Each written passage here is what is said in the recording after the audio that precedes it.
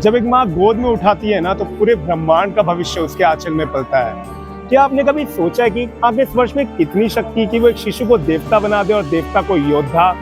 हम बात करें माँ बागेश्वरी देवी की, नवदुर्गा का 5वां रूप जिसे हम स्कंद माता के नाम से भी जानते हैं, जहाँ जनाना शक्ति पावर ऑफ नॉलेज, क्रिया शक्ति power of righteous action and इच्छा शक्ति पावर ऑफ इंटेंशन तीनों एक साथ मिलते हैं। यहाँ भक्ति के साथ साथ बुद्धि भी होती है और प्रेम के साथ साथ कर्म की शक्ति भी।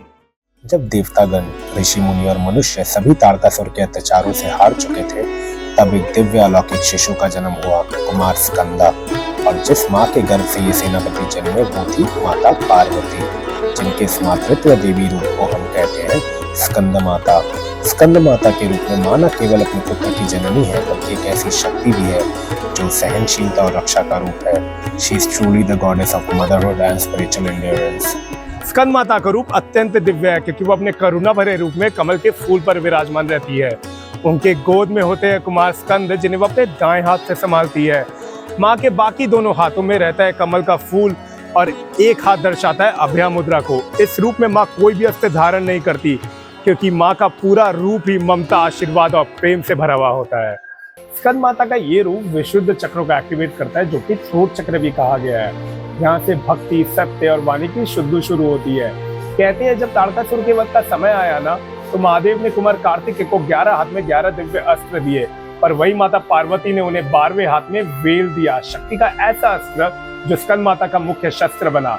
इसलिए दक्षिण भारत में हम कुमार कार्तिक को वेल मुरुगन के नाम से भी जानते हैं। सिर्फ अस्त्र शस्त्र नहीं, माता पार्वती ने कुमार कार्तिक को अपना संपूर्ण ज्ञान और दिव्य दृष्टि भी दी।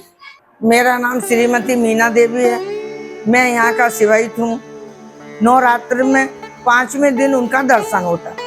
श्रद्धा और भक्ति से जो भक्त आते हैं उनकी मनसा माता स्कंद माता माँ बागेश्वरी पूर्ण करती हैं। श्रद्धा और भक्ति से आने वाले भक्तों को सभी प्रकार की मनसा पूरी होती है और माता रानी अपने पुत्र की रक्षा करती हैं। ऐसे ही सभी स्त्री और पुरुष के बच्चों की रक्षा करती हैं। ऐसे जिस नए भक्त को यदि मंदिर में यदि दर्शन करना है, यदि कोई चढ़ावा चढ़ाना है, तो जो श्रद्धा और भक्ति से चढ़ाएगा तो माँ उसकी हर मनसा को जरूर पूर्ण करेंगे। माता पार्वती ने महादेव के साथ विवाह एक विशेष लीला के लिए किया था, ताकि देवताओं को युद्ध में ऐसा सेनापति मिल सके जो असुरों के खिलाफ इस धर्म युद्ध में उनका साथ दे सके।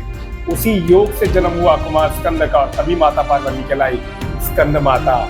स्कंद माता हमें ये सिखाती है क्रोध तो हर जीव के भीतर होता है, पर क्रोध का सही समय और सही जगह पर उपयोग करना भी एक तपस्या है। Anger is not always destruction, it can be the divine protection guided by wisdom and not by ego और एरोगेंस। कल हम आपको दर्शन कराएंगे नवदुर्गा के 6वें रूप से जय मां Katyayani. So stay tuned on this journey with us. जय मां स्कंद माता, जय सनातन।